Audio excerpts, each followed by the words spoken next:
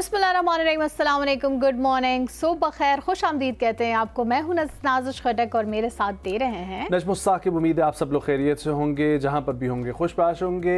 ख़वातीन और हज़रात, आप सभी को गुज़िश्ता ईद मुबारक। और ईद के बाद हम लोग एक दफ़ा फिर से हाजिर हैं। उम्मीद है कि आपकी ईद बहुत अच्छी गुजरी होगी। इस दफ़ा लॉन्ग वीकेंड था, आप लोगों ने एंजॉय भी किया होगा और हमारी ईद भी बहुत अच्छी। बहुत से लोगों का तो बहुत ही लॉन्ग वीकेंड था, कुछ लोगों का तो लास्ट फ्राइडे से शुरू हुआ था, लेकिन हम फ्राइडे को भी आए थे। बिल्कुल, इसलिए हमारा वीकेंड जो है ना, उसके दरमियान में एक जंप आ गया था फ्राइडे का। और फिर अब दोबारा से हम और आप आमने सामने मौजूद हैं और आपका और हमारा साथ रहेगा अगले 2 घंटे। उम्मीद है आप लोग खैरियत से रहेंगे। ख़वातीनो हज़रात, सुबह की खबर से आगाज़ करते हैं, जहाँ पर अच्छी खबर है पाकिस्तान के लिए कि सहूलतकारी जो है, पाकिस्तान की सहूलतकारी कौंसल SIFC जो बनाई गई थी, उसकी अच्छी कारकर्दगी में तवानाई के शोबे में जो है वो बहाली देखने में आ रही है। अहम संग मील जो है वो अबूर किया है। आपको बताएं कि SIFC की कामयाब सहूलतकारी से JJVL की बहाली तवानाई शोबे में अहम संग मील है। बंदिश का शिकार प्लांट पाकिस्तान का जदीद टेक्नोलॉजी से लैस LPG पैदा करने वाला पहला गैस प्रोसेसिंग मंसूबा है और बहुत अच्छा काम कर रही है, नो डाउट, इसमें कोई शक नहीं है कि बहुत अच्छा काम कर रही है। इनफैक्ट बहुत सारे सन्नतों को इससे बहुत फ़रोग़ मिला है। तो ये एक हमें इनफैक्ट पाकिस्तान में ऐसी की इक़दामात की बहुत ज़्यादा ज़रूरत है। आगे बढ़ते हैं, आपको बताते हैं चीन का जनूबी एशियाई ममालिक में मुख्तलिफ छोटे मनसूबों पर काम करने का ऐलान किया गया है। CGTEN के मुताबिक चीनी रियासती कौंसिल के दफ्तर इत्तलाआत के ज़ेर एहतमाम प्रेस कॉन्फ्रेंस में वज़ारत तिजारत के महकमा एशिया के डायरेक्टर वांग ली फिंग ने कहा है कि इस वक्त चीन की जनूबी एशिया के 8 ममालिक के साथ कई मैकेनिज़्म कायम हैं। इनमें 2 तरफ़ा मुश्तरका तिजारती और इक़्तिसादी कमेटी के 7 मैकेनिज़्म, सरमायाकारी के तहफ़्फ़ुज़ और दोहरे महसूलात से बचाव के 5 मुआहदे, हमवार तिजारत, सरमायाकारी के ताउन और ई-कॉमर्स ताउन के 4 मैकेनिज़्म शामिल हैं। इसके अलावा 2 ममालिक के साथ 2 तरफ़ा आज़ाद तिजारती मुआहदे भी किए गए हैं। अब इससे पहले हम हमेशा सिर्फ CPEC का ही सुनते होते थे कि जी CPEC पे चाइना और पाकिस्तान की जो शराकतदारी है उस पर काम हो रहा है, लेकिन अब ऐसे बहुत सारे छोटे मंसूबों पे काम किया जाएगा और न सिर्फ पाकिस्तान के साथ बल्कि जनूबी एशिया के 5 और ममालिक के साथ भी किया जाएगा। ये भी एक बहुत अहम पेशरफ्त है, क्योंकि हम देखते हैं जब भी ग्लोबली बात करते हैं, सिर्फ पाकिस्तान की नहीं, वैसी इक़्तिसादी राहदारी की हम बात करें तो जितने ममालिक हमारे ब्रादर्स ममालिक में शामिल हैं, उनके साथ भी एक नए राब्ते कायम होना तिजारत को फ़रोग़ देते हैं, जो कि फ्यूचर की अगर हम बात करें तो बहुत अच्छी बात होती है। डेफिनेटली। आगे बढ़ते हैं ख़वातीनो हज़रात, हमारा पड़ोसी मुल्क भारत, जिसमें अक्सर ये कहा जाता है कि भारत बड़ी तरक्की कर रहा है, तो भारत की मौशी तरक्की और मौशी सूरत हाल जो है वो आइए आपको रियल कंडीशन इस वक्त बताते हैं। नरेंद्र मोदी की नाकिस मौशी पॉलिसियों की वजह से भारतीय मईशत शदीद दबाव का इस वक्त शिकार है। जी आगे बढ़ते हैं ख़वातीनो हज़रात, बरतानिया का जिक्र करते हैं, जहाँ पर गर्मी की शिद्दत से लोग इस वक्त बहुत तंग आ चुके हैं और वहाँ पर पानी के लिए लंबी लंबी कतारें भी लगी हुई हैं। बरतानिया में रिकॉर्ड तोड़ इस वक्त गर्मी चल रही है। ओवरऑल दुनिया में ही इस वक्त गर्मी बहुत ज़्यादा एक्सपीरियंस की जा रही है, लेकिन बरतानिया में जी ख़बर एजेंसी राइटर्स के मुताबिक इंग्लैंड के कुछ इलाकों में पानी की किल्लत और कम प्रेशर की शिकायत सामने आई हैं। जनूब मशरक़ी इंग्लैंड में हालिया रिकॉर्ड तोड़ गर्मी के दौरान हज़ारों घराने पानी से महरूम हो गए हैं और इंतहाई कम प्रेशर उनको दस्तयाब किया जा रहा है। जहां पर साउथ ईस्ट वाटर के मैनेजर की जानिब से बताया गया कि शहरियों को इमरजेंसी पानी की वसूल के लिए कतारों में खड़ा होना पड़ रहा है। बरतानिया की माहौलियाती एजेंसी ने कहा है कि मुल्क इस वक्त शदीद हीट वेव की लपेट में है, जिसके बायस पानी की तलब में नुमाया इजाफा हुआ है। उसके साथ साथ मार्च और अप्रैल में मामूल से कम बारिशों से आबी ज़खायर पर भी असर पड़ा है। सो ये जो इस वक्त सूरत हाल है क्लाइमेट चेंज की, ग्लोबल वार्मिंग की, ये डेफिनेटली ग्लोबल है, इसलिए इसके असरात हर मुल्क को फेस करने पड़ रहे हैं। और पाकिस्तान में भी अक्सर ये हम लोग देखते हैं कि पानी की किल्लत का शिकार हो जाते हैं कुछ इलाके। उसकी वजह यही है कि रिसोर्सेज अगर कम हों और यूज़ करने वाले ज़्यादा हों तो फिर ऐसा ही नतीजा निकलेगा। एंड समहाउ टैक्स की सिचुएशन देखो, महंगाई की सूरत हाल देखो, और अब तो पानी और गर्मी की सूरत हाल भी देखकर इंग्लैंड कोई पाकिस्तान जैसा महसूस हो रहा है। अरे इंग्लैंड में भी जितनी पाकिस्तानी मुकीम हैं, तो मेरे ख्याल से ऐसे ही वहाँ वैसे भी रहते हुए भी यही फीलिंग आती है जैसे पाकिस्तान में ही रह रहे हैं। तो अब सूरत हाल भी कुछ ऐसी होने लगी है जैसे पाकिस्तान में हुआ करती थी। Let's hope for the best. लेकिन ये बात बात है कि गर्मी बहुत ज़्यादा है, जिसकी वजह से हीट वेव जो है का ख़तरा जहाँ जहाँ भी है वहाँ पे सारी ही चीज़ों की तकरीबन, अब ज़ाहिर है पानी ज़्यादा यूज़ होगा तो फिर पानी की कमी भी आएगी, और जितनी गर्मी की शिद्दत ज़्यादा बढ़ती है पानी खत्म हो जाए। अब नहीं, उन्होंने कुछ स्पेसिफिक इलाकों का कहा है जहाँ पे पानी की कमी है, लेकिन दूसरी ये है कि जाहिर है जहाँ पे आई थिंक हीट वेव होती है तो पानी ज़्यादा ही यूज़ होता है, तो आई थिंक पानी की कमी कहीं में भी टैंकर ही डलता होगा। अब ये तो मैं कुछ नहीं कह सकती, लेकिन वहाँ इतना पानी वैसे होना चाहिए, अगर वहाँ पे भी पानी नहीं है तो फिर तो आई थिंक पानी वाले जो हम जो पानी के कहते रहते हैं कि पानी नहीं है, हमें ये गिला तो छोड़ ही देना चाहिए ना। मलका एलिज़ाबेथ अच्छे टाइम पे चली गई है। हाँ सही कह रहे हैं, उनको ये गर्मी नहीं देखनी पड़ी। हाँ, लेकिन वैसे अल्लाह खैर करे, आगे कितनी गर्मी आने वाली है, आगे के हालात क्या हो सकते हैं। मेरा ख्याल है जो हीट वेव होती है ना, वो उनके लिए हीट वेव होती है 30-32 temperature. You can say that, but हमारे लिए हीट वेव जो है ना यहाँ पर 45-47 से अबव है, क्योंकि 41 तो ईद पे वैसे ही चल रहा था, तो 42 चल रहा था और फील्स लाइक 45 था। हाँ नहीं, पेशावर में 41 चल रहा था वैसे, लेकिन बट द पॉइंट इज के मतलब हमारा 47 होता है तो उनका 37 भी उनसे नहीं बर्दाश्त होता। लेकिन फिर भी अगर आगे इतनी ही गर्मी रही तो आगे क्या खतरनाक हालात हो सकते हैं, न सिर्फ पाकिस्तान में बल्कि बरतानिया में भी अगर हम यही सिचुएशन देख रहे हैं तो अल्लाह ही खैर करे। आगे बढ़ते हैं जी, लोग यहाँ पे आगे बढ़ते हैं। ख़वातीन हज़रात, पाकिस्तान के लेजेंड फास्ट बॉलर वसीम अकरम, उसके अलावा मिसबाह-उल हक, उसके अलावा फ़ख्र आलम, सईद अनवर, और इस दफ़ा जो है वो क्रिकेट से लवर जो है ना वो काफ़ी एक्साइटेड थे, क्योंकि ये शख्सियत जिनका मैंने नाम मेंशन किया है ये हज की सआदत हासिल करने के लिए सऊदी अरब में मौजूद है, और इनकी मुख्तलिफ वीडियोज़ आ रही थी जिससे काफ़ी शायकीन जो है वो महसूस हो रहे हैं। कभी वसीम अकरम की शैतान को कंकरियाँ मारते हुए अपने फास्ट बॉलिंग के अंदाज में वीडियो सामने आ रही है, कभी मिसबाह-उल हक को हम लोग देख सकते हैं इस वीडियो में, वो मौजूद हैं। कभी फ़ख्र आलम मिसबाह-उल हक से ये पूछ रहे हैं कि अगर पूरी टिंड ना करवाई जाए तो क्या हज जो है वो जायज़ होगा, तो उन्होंने बिल्कुल बताया कि हज जायज़ होगा।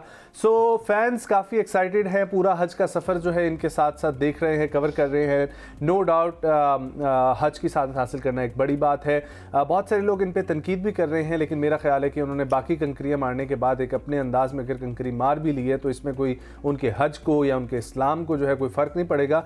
लेकिन मैं देख रहा था कि एक वो मौलाना साहेब जो हर हुकूमत के साथ मौजूद होते हैं, मौलाना ताहिर अशरफी साहब, उन्होंने काफी एतराज उठाया था इनके ऊपर, और उन्होंने कहा था, हाँ, हालांकि मौलाना ताहिर अशरफी साहब को भी ये सोचना चाहिए कि हर हुकूमत के साथ अगर वो बैठते हैं तो उनमें से कोई सही है, कोई तो गलत है, ठीक है, तो वो किसी न किसी के साथ गलत टाइम पे बैठ तो रहे हैं। ऑन पॉइंट बात की आपने, हाँ। तो लेकिन ऐसे लोगों को जो है ना उकसाया ना जाना चाहिए किसी भी ऐसे सेलिब्रिटी के अगेंस्ट या किसी भी शख्सियत के अगेंस्ट जिसकी कोई इंटेंशन नहीं है कि मैं ऐसी कोई हरकत करूं जिसकी वजह से लोगों के सेंटिमेंट्स हो। और अगर उनकी ये चीज होती तो वहां पर जो पास शुरते खड़े हुए थे वो भी एतराज करते, लेकिन वो भी हंस रहे थे, तो वो देख के लग सकता है कि बड़ा एक लाइट सा मोमेंट। और वैसे भी देखिए, आप जितने दिन हज पे जा रहे हैं इसका मतलब ये नहीं है कि आपको वहां ये बिल्कुल ममनू है कि आप कोई हंसी मजाक कर ही नहीं सकते। आपने बिल्कुल सीधे सीधे बस सिर्फ और सिर्फ तिलावत करनी है, जिक्र करना है, नमाज पढ़नी है, इसके अलावा आपने कुछ नहीं करना। ये कहाँ लिखा है? आप मदीना के अंदर जाए, मस्जिद नबी सल्लल्लाहु अलैहि वसल्लम में बच्चे जिस तरीके से खेल रहे होते हैं, जो शोर मचा रहे होते हैं और कोई उनको डांटता नहीं है। और हमारे यहाँ मसाजिद के अंदर देखें तो बच्चा अगर गलती से पहली सफ में दूसरी सफ में मौजूद आ जाए तो उसको पकड़ के कोने पे छोड़ के जो है वो आ जाते हैं,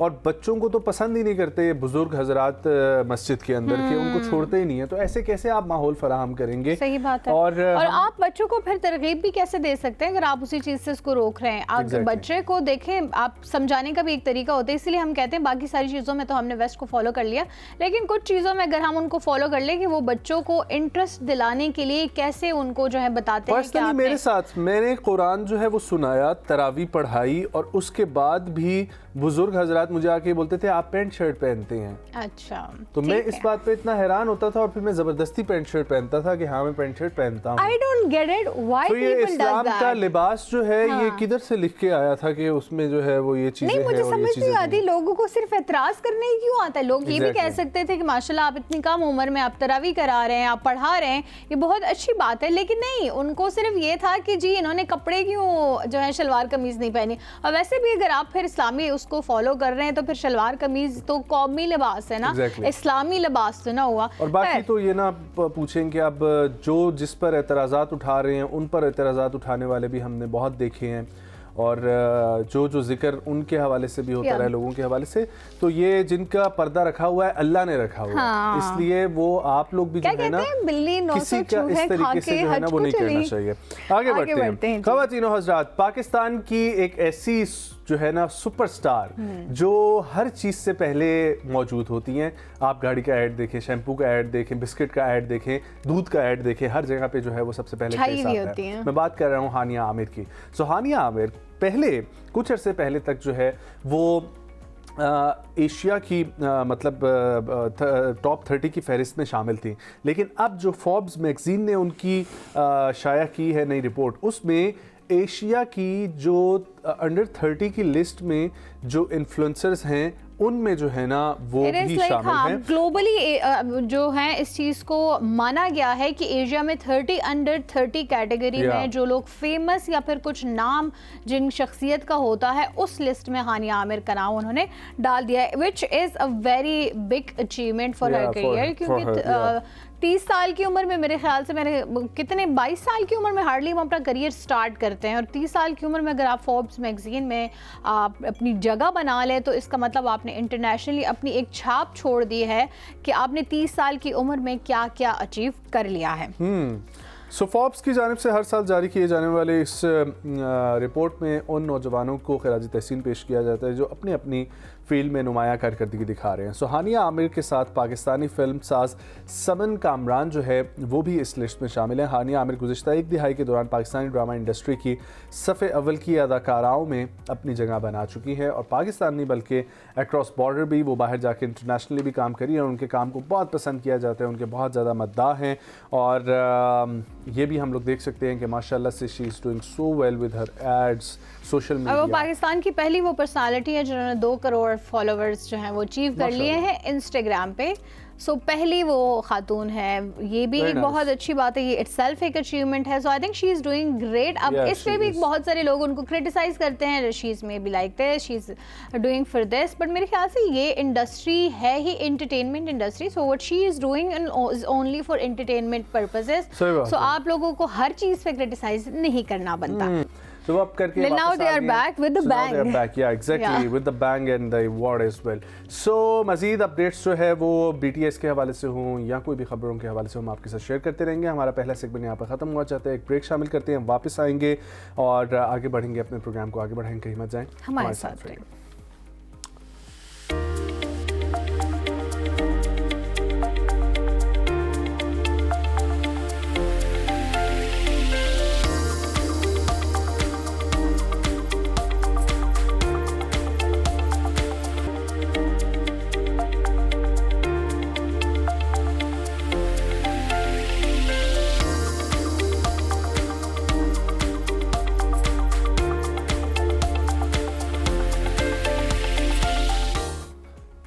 वेलकम बैक व्यूवर्स। इस सेगमेंट में हम लोग बात करेंगे बलूचिस्तान की ख़वातीन के हवाले से। ख़वातीन के ऊपर आप लोग मुख्तलिफ हमारे सेगमेंट्स देखते रहते हैं जिसमें हम लोग उनकी एजुकेशन के बारे में, उनकी न्यूट्रिशन के बारे में, उनकी हेल्थ के बारे में और मुख्तलिफ इशूज़ के ऊपर बात करते रहते हैं। लेकिन आज स्पेसिफ़िकली हम बात करेंगे बलूचिस्तान की बेटियों, माँओं और बहनों के बारे में। हमारी पॉपुलेशन में जिस तरीके से आप और हम जानते हैं कि ज़्यादातर इस वक्त तादाद ख़वातीन की है, और बलूचिस्तान एक ऐसा पाकिस्तान का खित्ता जो 45% ऑफ द लैंड जो है वो रखता है, लेकिन उस 45% ऑफ लैंड पे बहुत सारे सवालात अक्सर उठाए जाते हैं कि वहाँ के नौजवानों को इक्वल जो है अपॉर्चुनिटीज़ नहीं मिलती। इसी तरीके से वहाँ की ख़वातीन को भी क्या मुकम्मल हकूक़ मिल रहे हैं, कौन कौन से मसाइल का उनको सामना करना पड़ता है जब उनको एजुकेशन हासिल करनी होती है, उनकी शादी के, वरासत के मसाइल के हवाले से, फिर आगे बढ़ते हुए उनकी जॉब करने के मसाइल, सरकारी कोटा क्या है ख़वातीन का और प्राइवेट सिचुएशन जॉब्स की क्या है, वहाँ से जो बच्चियाँ निकल के मुख्तलिफ़ इलाक़ों कराची, लाहौर और इस्लामाबाद जैसे मेजर सिटीज़ में जाके अगर पढ़ना चाहती हैं तो उनके लिए क्या अपॉर्चुनिटीज़ मौजूद है, हुकूमत बलूचिस्तान इस वक्त मौजूदा सूरत हाल में क्या काम कर रही है, और वहाँ की बिज़नेस कम्यूनिटी के अंदर कितनी ख़वातीन की रेशो मौजूद है, और इसके अलावा क्या मसाइल दरपेश हैं ख़वातीन जो बलूचिस्तान में हैं उनको, इसके ऊपर हम लोग आज के इस सेगमेंट में बात करेंगे। और हमारे साथ बात करने के लिए जो शख्सियत मौजूद हैं, शी इज़ माशाल्लाह सो एक्टिव इन बलूचिस्तान, और इनकी प्रोफाइल देखकर ही मुझे अंदाज़ा होता है कि मुख्तलिफ सेगमेंट्स में इन्होंने अपनी महारत हासिल की, वहाँ पर सर्व किया, तो ये बेहतर जानती हैं वहाँ पर ग्रॉस रूट लेवल पर मसाइल भी और पॉलिसी मेकिंग में भी क्या ब्यूरोक्रेटिक हर्डल्स आ रही हैं। इन तमाम तर सिचुएशन पे बात करने के लिए हमारे साथ जो शख्सियत मौजूद है वो executive board member Balochistan reforms, वफाकी board member handicraft association Pakistan, governing body member workers welfare board Balochistan, policy board member Balochistan charity regulatory authority, women corporate member Balochistan mass transit authority, policy board member commission बराए वकार निस्वां Balochistan, deputy general secretary Pakistan Peoples Party women wing Balochistan और chairperson international human rights movement women wing Balochistan. We have with us Chief Executive Officer and Chairperson for Comic Foundation मोहतरमा सकीना अब्दुल्ला खान साहिबा through video link हमें join कर रही हैं। अस्सलाम वालेकुम सकीना साहिबा, thank you so much for joining. उम्मीद आप खैरियत से होंगी। मोहतरमा फरमाइएगा कि इस वक्त बलूचिस्तान में ख़वातीन की रेशो कितनी है और इस वक्त एक्चुअली ख़वातीन की तालीम के अगर हवाले से हम लोग जिक्र शुरू करें इस सेगमेंट में, तो वो क्या रियल कंडीशन है on ground? Thank you so much. बहुत शुक्रिया for your invitation और for giving me time here. Actually ऐसा है कि बलूचिस्तान का scenario is totally different from all over Pakistan. और दूसरी बात ये है कि specifically with women reforms and women empowerment, like जो वो है वो तो खैर बहुत मैं ये कहूँगी it's very down to the limit. Like ऐसा है कि उसमें बहुत सारी ऐसी चीज़ें हैं जिस पर काम होना काफ़ी अभी बाकी है।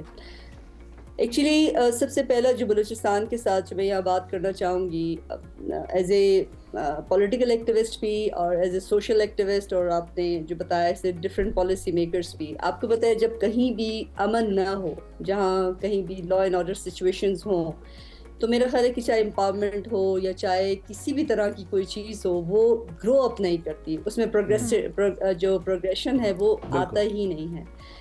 लाइक इसमें जो सबसे बड़ा the main hurdle is law and order situation. Besides that कि ये सारी चीज़ें होती हैं, इसके साथ साथ ख़वातीन के लिए आपको पता है कि यहाँ पर वैसे आप बता रहे हैं कि लाइक 40 पूरे पाकिस्तान में 55% टू 45% जो हमारा मेल और फीमेल रेशियो है।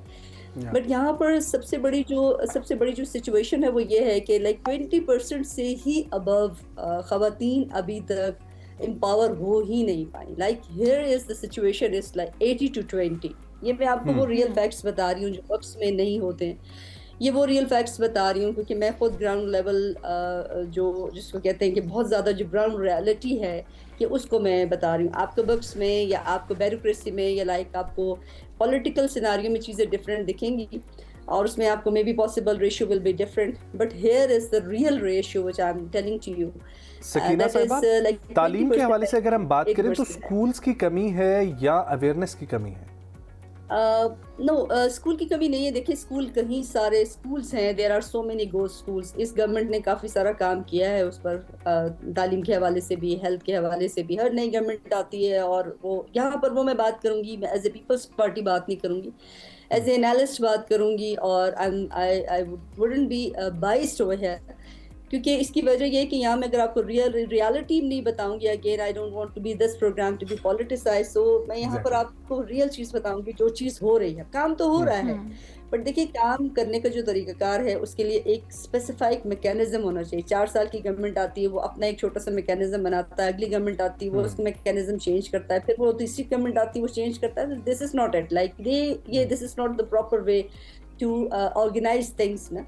तो यहाँ पर चीज़ों को ऑर्गेनाइज होने के लिए from the grass root you have to work from grass root level. और उसमें ये फिर जो एजुकेशन के बहुत सारे सेंटर्स मौजूद हैं, बट उसके लिए आप ये कहते हैं 4-5 गोस्ट स्कूल्स को आप ओपन कर लेते हैं और फिर उसके बाद जो है ना उसमें जो है वो। लेकिन सकीना साहब एक मेरा सवाल यहाँ पर है, मैं पर्सनली जानता हूँ बहुत सारा हज़ारा कम्युनिटी को। आप हज़ारा टाउन विजिट जब करते हैं क्वेटा में, या उनकी कम्युनिटी को आप जब पाकिस्तान के किसी भी कोने पे देखते हैं, एजुकेशन के लिहाज से देखें, आर्ट के लिहाज से देखें, स्पोर्ट्स के लिहाज से देखें, माशाल्लाह दे आर एक्टिव और उनकी नुमाइंदगी नज़र आती है। वो बहुत कम है, इस वजह से उनकी नुमाइंदगी हमें नज़र आती है कि वो एक कम्युनिटी ग्रो करती हुई नज़र आती है। बाकी बलूचिस्तान से जो है वो मिसालें हमें बहुत कम देखने को मिलती हैं। एक्चुअली मैं आपको बताऊं कि Hazara community, no doubt they are very, they have very good sports women and man, they have very like, उसमें उनके पास अपॉर्चुनिटीज़ हैं।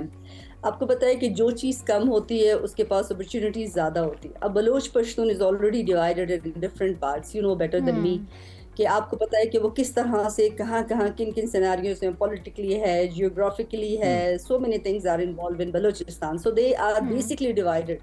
जो आप चीज़ें इस तरह से डिवाइड हो जाती हैं तो वो जंग इन दो दरमियान में रह गई है। और साइड पर जो जितने भी हैं like minorities, I am sorry to say I am not calling them minority, but I am like उसमें जो लोग कम हैं, वो जो लोग कम हैं वो निकल भी चुके हैं। अब आप देखें कि बहुत सारे लोग जब इनके इंसिडेंट्स हुए हैं, बहुत सारे लोग जो हैं ऑस्ट्रेलिया और डिफरेंट बड़े बड़े कंट्रीज में, हॉलैंड है, इंग्लैंड है, दूसरी तीसरी जगहों पर यहाँ से चले गए हैं, तो दे ग्रूम मोर देन अस। तो अब वो जब वहाँ चले गए हैं और उनके पास अपॉर्चुनिटी भी ज़्यादा है और ये अपनी कम्युनिटी कम है, तो ये एक दूसरे को बहुत ज़्यादा सपोर्ट भी करते हैं, कोऑपरेट बहुत ज़्यादा हैं, तो that's why they are growing.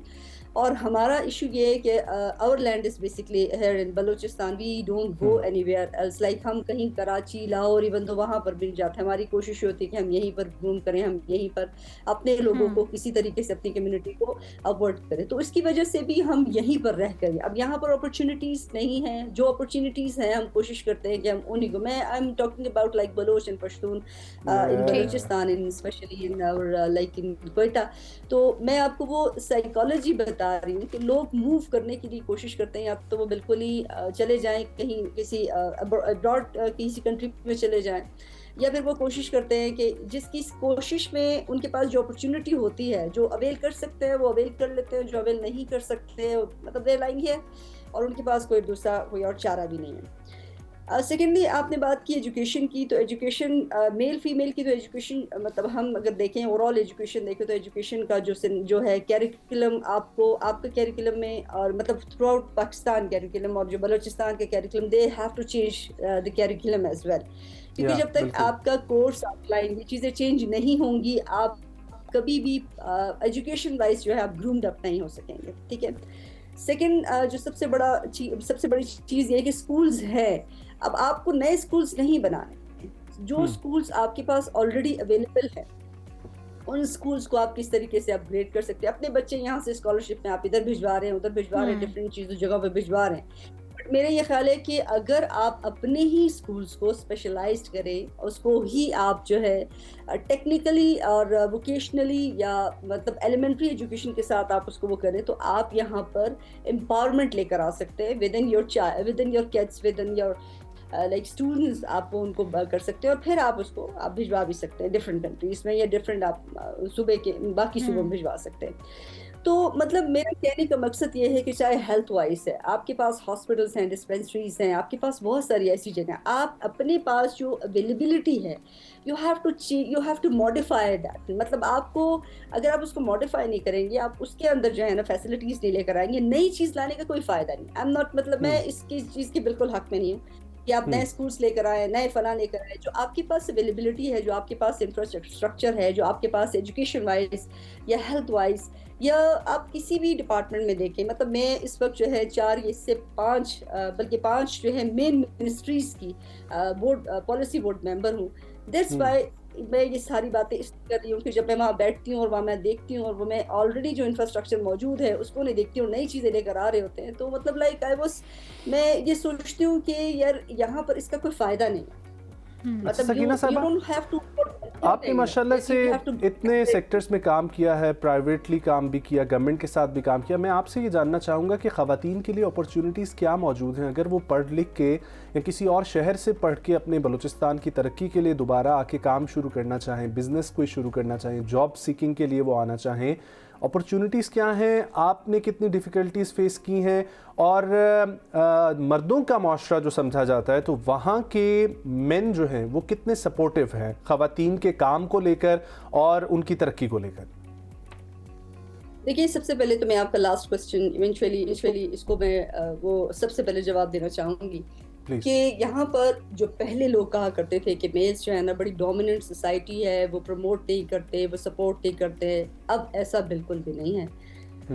सारे भाई बाप, मतलब जो भी रिश्ते आप ले ले, मेल्स के जितने भी रिश्ते हैं घरों में बाहर, आप यकीन करें कि बहुत they are much supported than other, like मैं अभी जो देखती हूँ देन अदर प्रोविंसेस कि वो अपनी बेटियों को पढ़ाते भी हैं, वो अपनी बेटियों को घर से बाहर जो है प्रोग्रेस की इसके लिए निकालते भी हैं, और वो अपनी बेटियों को हर लिहाज से विद इन देयर लिमिट्स और with in their like financial जो भी उनकी सिचुएशंस हैं या सिनेरियोज हैं उसमें उनको सपोर्ट भी करते हैं। ये मैं आपको बताऊं कि ये लोगों की बहुत बड़ी गलतफहमी है।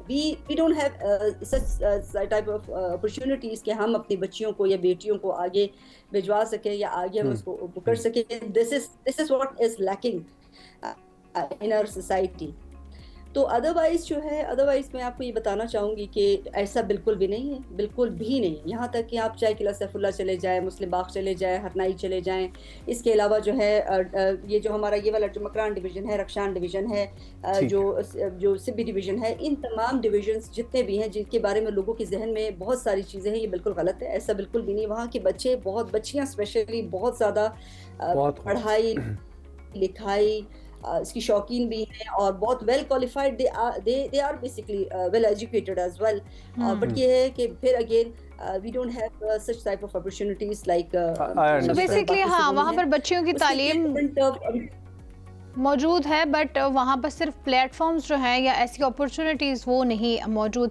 मैं लीगल राइट्स पे आना चाहूँगी कि आया वहाँ पर लीगल राइट्स ऑब्जर्व की जा सकती हैं? ख़वातीन आसानी से कोई इशू उनको फेस करना पड़ता है तो उसको रिपोर्ट करना आसान समझती हैं या जाती हैं रिपोर्ट करती हैं? इस तरह आपको लगता है कि उनको ये जो जस्टिस का सिस्टम है उस पर एतमाद भी है और वो उसकी रसाई भी मुमकिन है? देखिए, मैं एक तो जो कुछ सिचुएशंस जो हैं वो लॉ एंड ऑर्डर्स को लेकर और पॉलिटिकल सिचुएशंस हैं उसके बिहाफ पर काफ़ी सारे लोग जो है they are avoiding like something when they are going to for report for any complaints ना, वो एक अलग चीज़ है। वो इसलिए मैं यहाँ वाज़ेह करूँ ताकि दो चीज़ें आपके जहन में हो कि ये एक बिल्कुल डिफरेंट अलग चीज़ है। सेकेंडली जो सबसे इम्पॉर्टेंट चीज़ ये है कि यहाँ पर सोशल मीडिया जिस तरह से बाकी पूरी दुनिया में या बाकी पूरे पाकिस्तान में काम करता है, एग्जैक्टली यहाँ पर भी सोशल मीडिया की वजह से लोगों में बहुत ज़्यादा अच्छी अवेयरनेस मौजूद है। अगेन राइट्स के बारे में जिस तरह से पहले लोगों को नहीं पता था, ख़वातीन को अपने राइट्स के बारे में अभी बहुत ज़्यादा मतलब उससे बेहतर पता है। लाइक अगर 50-20% पहले था तो अब इट कन्वर्टेड अबाउट ये 45 to 50%। मतलब पीपल नो, वुमेन नो कि मेरे कौन से राइट्स हैं, कहाँ मुझे कंप्लेन करना है, किस तरीके से कंप्लेन करना है। समटाइम्स ऐसा होता है कल्चरल वैल्यूज एंड नॉर्म्स की वजह से आप नहीं बाहर जा सकते। बट मैं आपको बताऊं कि यहाँ पर लोगों को शायद स्टार्टिंग बता आपके प्लेटफॉर्म से इस चीज़ को पता होगा या आप लोग ने कभी अगर बलूचिस्तान चक्कर लगाया हो या देखा हुआ हो तो यकीनन ये देखा होगा कि आप यहाँ पर बहुत सारे एमफिल्स देखेंगी, बहुत सारी PhDs देखेंगी, बहुत सारे यानी मास्टर्स और उसके अलावा जो स्पेशलाइज्ड एजुकेशन जो होती है लाइक BS है डिफरेंट फील्ड्स में, यहाँ बहुत सारी ख़वातीन को देखेंगे कि जो बहुत वेल क्वालिफाइड हैं। और लेकिन ये है कि फिर अगेन कि उनके पास वो उस तरह का प्लेटफॉर्म अवेलेबल नहीं होता, और जो प्लेटफॉर्म है भी वहाँ तक उनकी उस तरह की रसाई अवेलेबल नहीं होती है जिसको हमने कनेक्टिविटी प्रोवाइड करनी है। अच्छा सकीना साहबा, प्रोवाइड द कनेक्टिविटी। बहुत सारी इंटरनेशनल ऑर्गेनाइजेशंस, इंसानी हकूक़ की तंजीमें बलूचिस्तान में काम कर रही हैं, पाकिस्तान की मुख्तलिफ NGOs वहाँ पर काम कर रही हैं, लेकिन मुझे ये बताएं कि हमने कुछ अर्से पहले वहाँ से गैरत के नाम पर कत्ल के ऊपर भी एक देखी थी रिपोर्ट। उस केस का क्या बना वो अभी तक कुछ मालूम नहीं है, लेकिन उससे हट के अगर मैं बात करूँ तो जो जितनी भी तंजीमें वहाँ पर काम कर रही हैं उनकी अवेयरनेस के बाद ख़वातीन पर तशद्दुद जैसे वाक़यात या कम उम्र की शादियों जैसे मामलात या गैरत के नाम पर जराइम जैसे मामलात, उनमें किस हद तक हमें कमी देखने में आई है पिछले 5-6 सालों में? बिल्कुल, मैं यहाँ आपको ये बताती चलूँ कि आपको शायद इस चीज़ का अंदाज़ा होगा कि Balochistan is a kind of very feudal like area. Reason है ये बहुत ज़्यादा फ्यूडल एरिया है। अब आपको ये पता होगा कि यहाँ पर केसेस थे, बट ये यहाँ पर एक इन्फॉर्मेशन देती चलूँ कि आपको बलूचिस्तान के केसेस अगर हम कंपैरेटिवली टू सिंध रखें तो सिंध में इस तरह के केसेस अब ज़्यादा पाए जाते हैं। Balochistan is like more secure in this, जो भी चीज़ें चल रही हैं इसमें यहाँ पर रिपोर्ट भी हो जाती हैं। रिपोर्ट होने के बाद जो है इसके अलावा जो है काफ़ी सारे हमारे जो जितने इदारे हैं बहुत अच्छे तरीके से इस पे काम भी कर रहे हैं, और यही इदारे इन तमाम चीज़ों को अश्योर्ड भी कर रहे हैं कि ये कम से कम हो।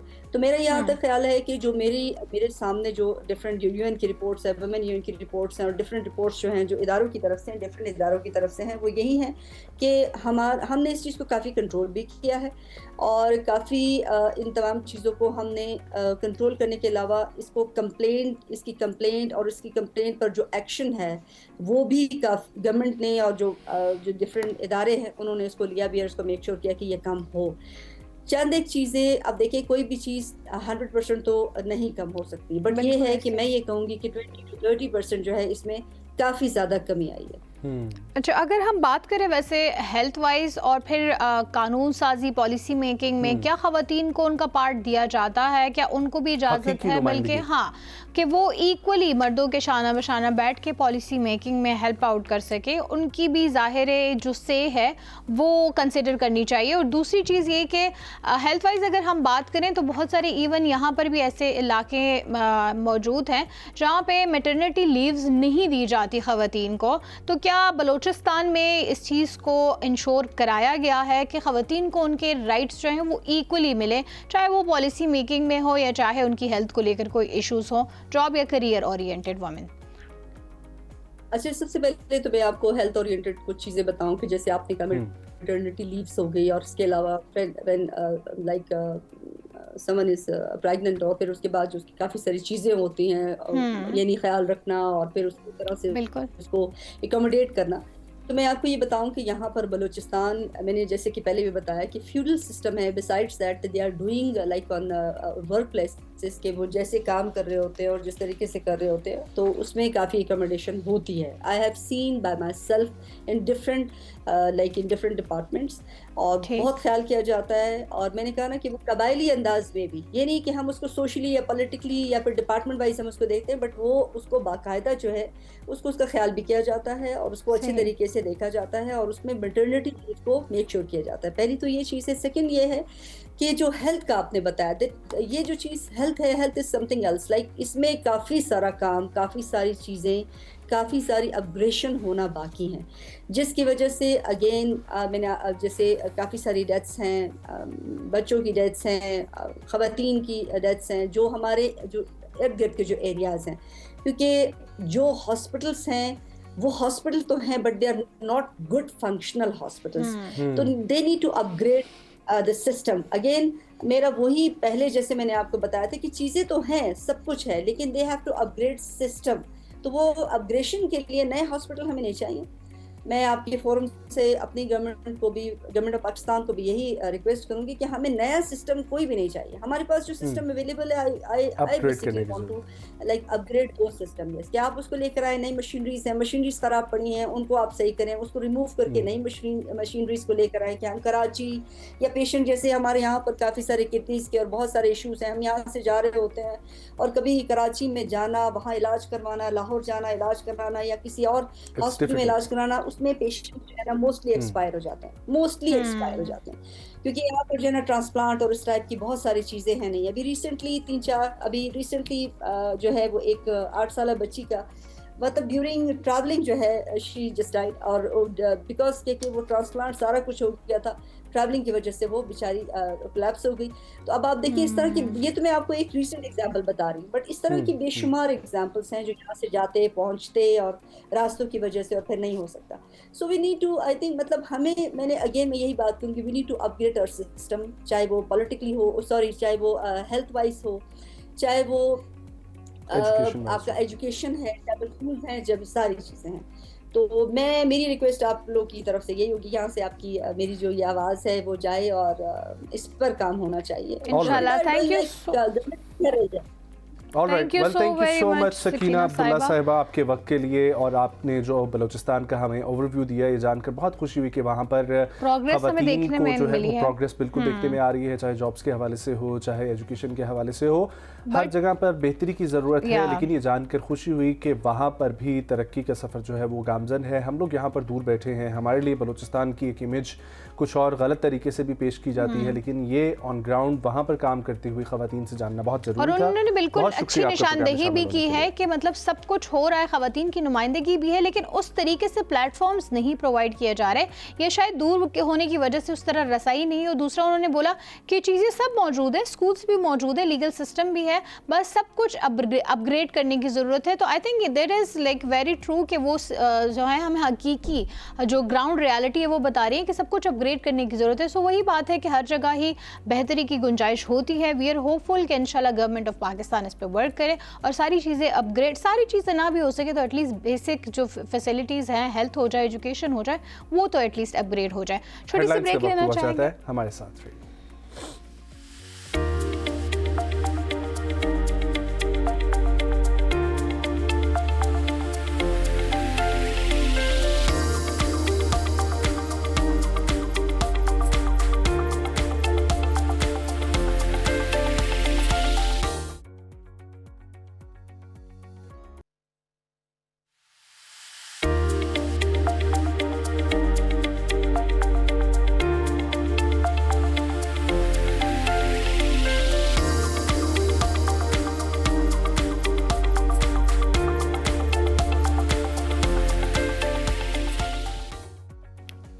वेलकम बैक नाज़रीन। और आज हम वैसे भी बात कर रहे हैं, इससे पहले सेगमेंट में भी हमने बात की बलूचिस्तान में ख़वातीन की कितनी कंट्रीब्यूशन है, तो अब हम बात करना चाहेंगे ख़वातीन की इंटरनेशनली गेम्स में या एथलेटिक्स में कितनी कंट्रीब्यूशन है। और ख़वातीन आजकल मार्शल आर्ट्स में बहुत नाम कमा रही हैं, हर जगह अपना लोहा मनवा रही हैं, बहुत नुमाया मकाम जो है वो हासिल कर चुकी हैं।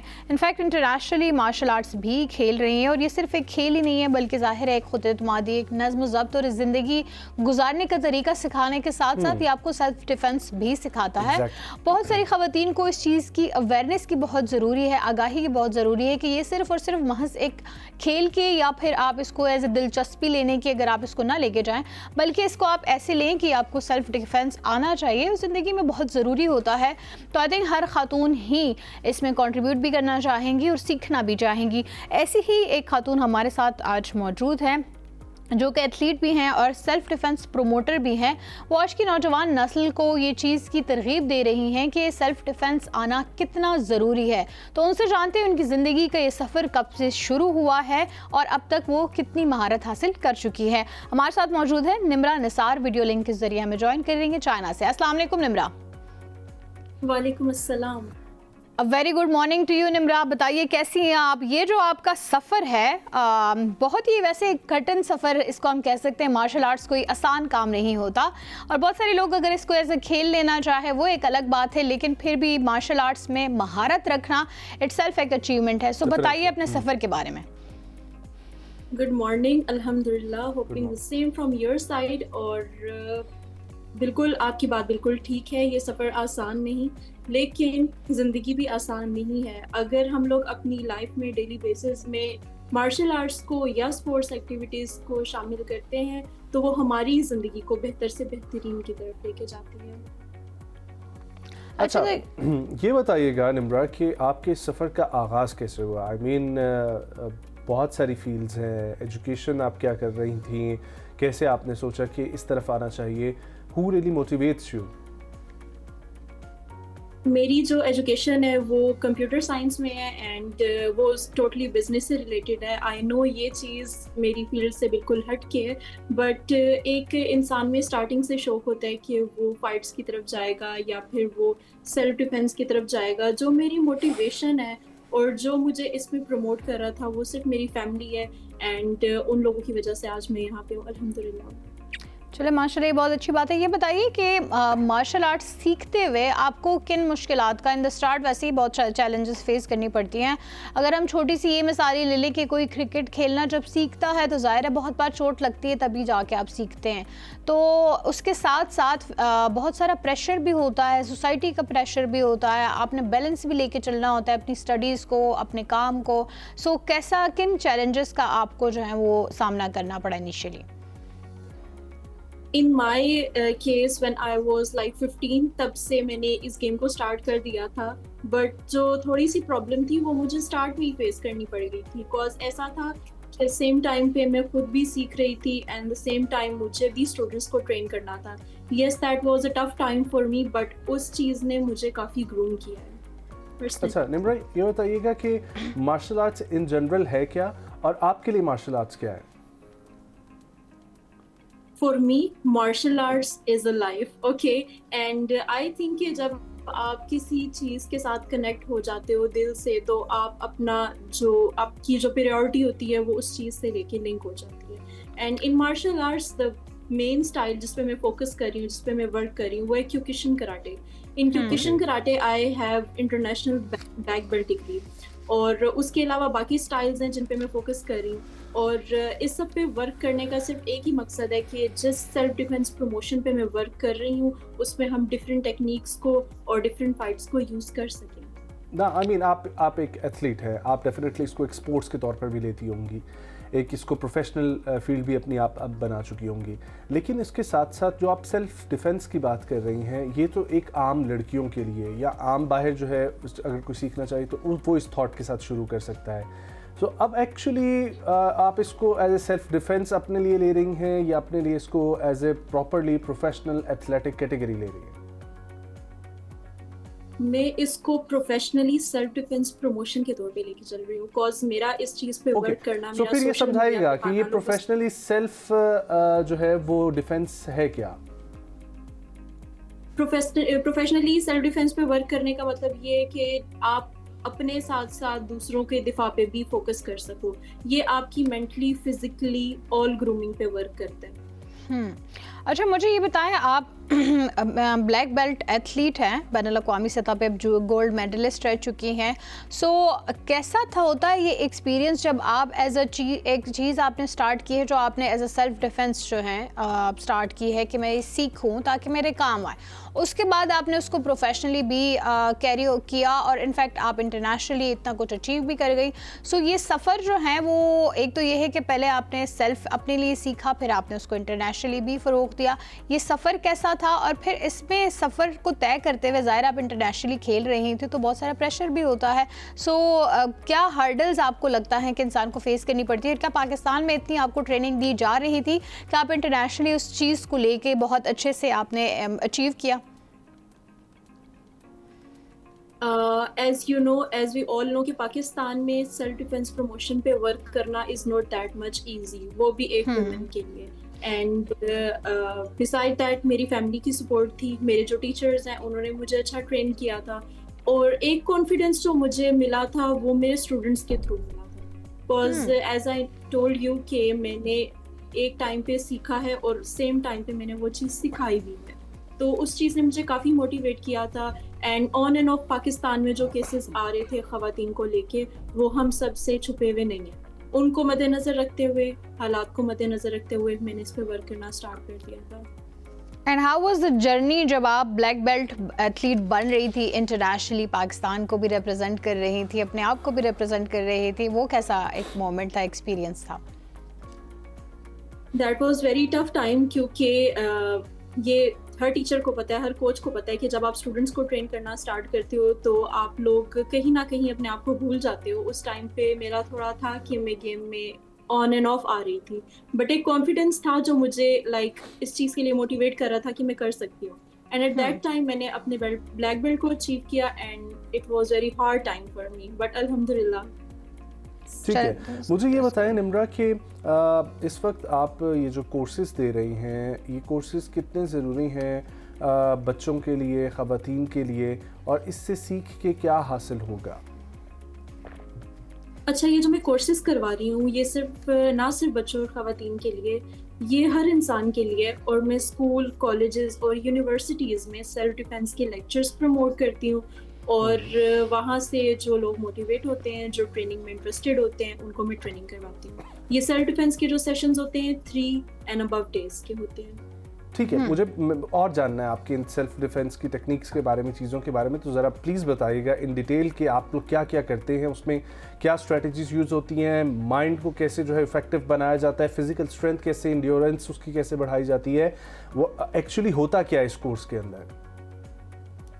स्टार्टिंग में कुछ मोटिवेशनल लेक्चर्स होते हैं जो कि आपकी मेंटल ग्रूमिंग के लिए होते हैं। उसके बाद आपको कुछ बेसिक टेक्निक्स बताई जाती हैं, क्योंकि इस गेम को सीखना, फाइट्स करना, इसमें कई साल लग जाते हैं। बट फॉर योर डिफेंस आपको स्टार्टिंग में इतना स्ट्रॉन्ग, इतना कॉन्फिडेंट बनाया जाता है कि आप अपनी हर्डल से, अपनी मुश्किलात का सामना कर सको। That's it. अच्छा, मुझे ये बताएं कि अब इंसान पे ना बहुत सारा जहनी दबाव भी आता है। ज़ाहिर है आप इतने इंटरनेशनली खेल रहे हो और फिर it is very complex sport. अगर हम देखें तो आपको अपनी फ़िज़िकल अपीयरेंस पे, फ़िज़िकल फ़िटनेस पे तो ध्यान देना ही होता है, साथ साथ आपको जहनी तौर पे भी फ़िट रहना होता है। आप क्या करती हैं उसके लिए? हाउ डू यू नो आप कोप अप कैसे करती हैं कि प्रेशर, अभी सपोज़ एक टूर्नामेंट आ रहा है, उसके लिए आपने ख़ुद को प्रिपेयर करना है, तो आप फिज़िकल ट्रेनिंग तो कर रही है बट इंसान बहुत ज़्यादा एग्जॉस्ट भी हो जाता है। अगर आप एक्सेसिव वर्कआउट पे फोकस करते हैं तो वो चीज़ आपको मेंटली डैमेज करती है। बट आई थिंक कि अगर आप एक चीज़ को डिसिप्लिन में लेके चलते हो तो वो आपको मोटिवेट करती है, आपको तैयार करती है, आपको मेंटली ग्रूम करती है। So the main point is कि अगर आप अपनी फिजिकल एक्टिविटीज़ पे डेली बेसिस पे वर्कआउट कर रहे हो, रूटीन पे फोकस कर रहे हो, तो ये चीज़ आपको मेंटली स्ट्रॉन्ग ही करेगी, इमोशनली स्ट्रॉन्ग ही करेगी। जो चीज़ आप टूर्नामेंट में दिखाना चाहते हो आप वो दिखा सकते हो। कितनी ख़वातीन आपको लगता है कि मार्शल आर्ट सीखने के लिए अब आगे बढ़ रही हैं या मैदान में आ रही हैं, जो कि इससे पहले अगर हम सपोज़ बात करें 2015 की, तो उस वक्त हमें ये रेशियो बिल्कुल ही कम मिलता था। सो अब कितनी आपको लगता है रेशियो बढ़ा है?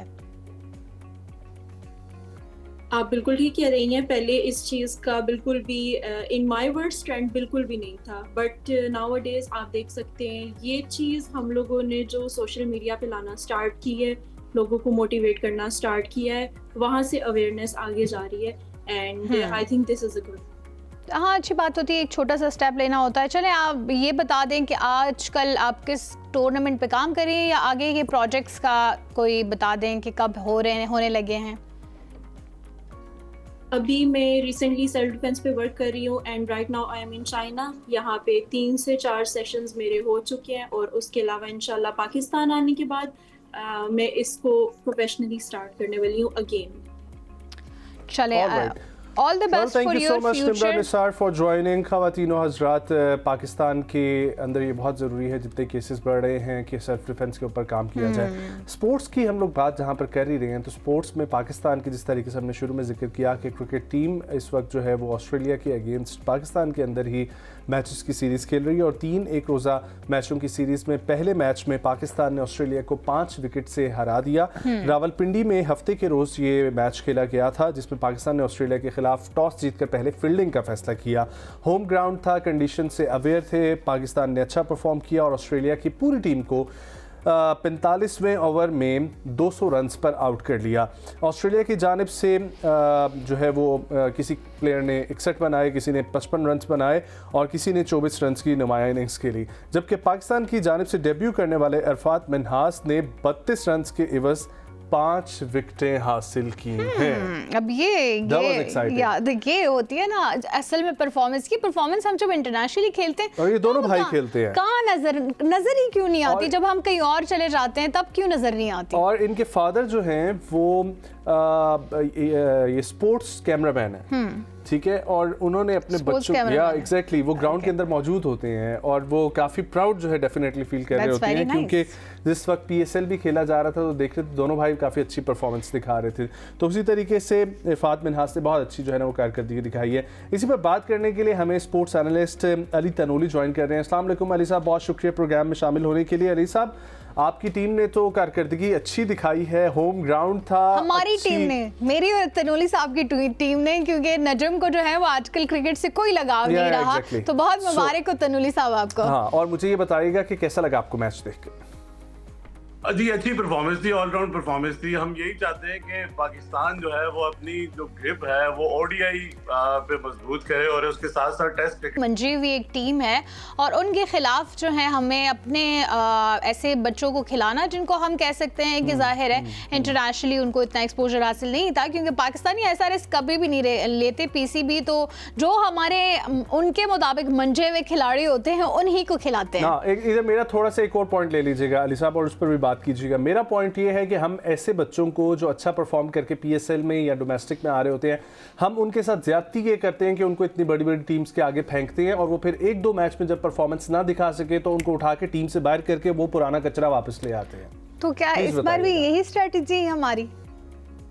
ये आपने बड़ा वैलिड पॉइंट रेज किया। हर दफा यही स्ट्रेटेजी अपनाई जाती है, बल्कि ये एक प्री प्लान्ड एक साजिश होती है कि बात की जाती है जब पुराने सीनियर प्लेयर पे कि वो परफॉर्म नहीं कर रहे, आप नए बच्चों को लेके आए तो उनको इसी तरह एक्सपीरियंस टीम और इस तरह एक्सपीरियंस प्लेयर्स के सामने उठा के फेंक दिया जाता है। जबकि हम ये इतने अरसे से बात करते आए हैं कि इंडिया की तरह आप अपने प्लेयर को ग्रेजुअली इंप्रूव करें और ग्रेजुअली ग्रूम करें।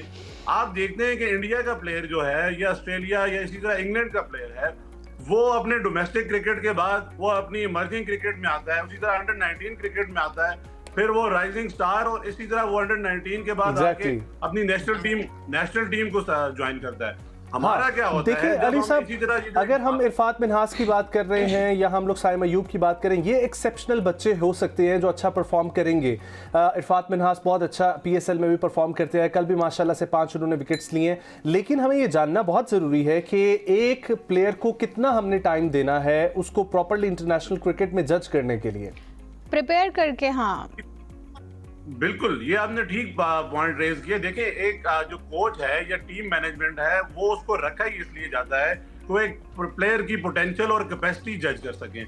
जब आपको खुद आइडिया है, जब आप क्रिकेट खेलते हैं तो आपको आइडिया होता है कि प्लेयर की टेक्निक कितनी स्ट्रांग है, वो टेम्परामेंटली कितना स्ट्रांग है, या उसमें कितनी कैपेसिटी है कि वो क्रिकेट खेल सकता है। जब आप इस तरह के प्लेयर्स को आप अपने साथ लेके चलेंगे जिसकी कैपेसिटी नहीं होती, मैं अगर आपको इसकी मिसाल दूं, कल शादाब खान को आपने रखे हुए साथ, वो इस वजह से कि वो किसी के दामाद हैं और वो उनकी कोई परफॉर्मेंस नहीं है। अगर आप उनके लास्ट मैचेस उठा के देखें तो उनकी कोई इतनी खातिरख्वाह परफॉर्मेंस नहीं है, सिर्फ इस वजह से वो टीम में है कि वो किसी के दामाद हैं। इसी तरह शहीनशाह अफरीदी को आपने उनकी परफॉर्मेंस बिल्कुल नील है, उनको आपने कैप्टन बनाया हुआ है।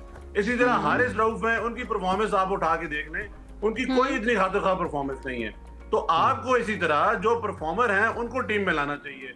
अगर हम बात करें सुफियान मुकीम की, वो इतने अरसे से परफॉर्म कर रहे हैं, उनको टीम में नहीं लाया जा रहा। अली रजा आपके पास बेहतरीन बॉलर हैं जो अपनी कैरियर की पीक परफॉर्मेंस में, उनको आप टीम में नहीं ला रहे। जबकि सबसे जो मेन पॉइंट है, आप ये देखें, हमने ओडीआई जो वर्ल्ड कप है वो खेलना किधर है? साउथ अफ्रीका की पिचेस पे खेलना है। तो अभी हम वही गलती कर रहे हैं कि हमने स्लो पिचेस बना के, टर्निंग विकेट बना के हम स्पिनर से मैच जीत रहे हैं। जबकि हमें ये देखना चाहिए कि हमने साउथ अफ्रीका के खिलाफ जिम्बाब्वे या नमीबिया में वर्ल्ड कप होना है, तो वहां पे फास्ट ट्रैक्स मिलेंगे, आपको बाउंसी ट्रैक्स मिलेंगे, तो आपको अपनी फास्ट बॉलिंग को बेहतर करना है, ना कि स्पिन पे रिलाय करके वहां जाके हम वो फ्लॉप हों और मेगा इवेंट में शर्मिंदगी का बायस बने। हाँ, हम ये वैसे अली तनूरी साहब, वैसे ये भी एक पॉइंट है, आपने बहुत अच्छे रेस किए। हम ये क्यों नहीं कर पाते हैं कि हम एक बैलेंस लेके चलें?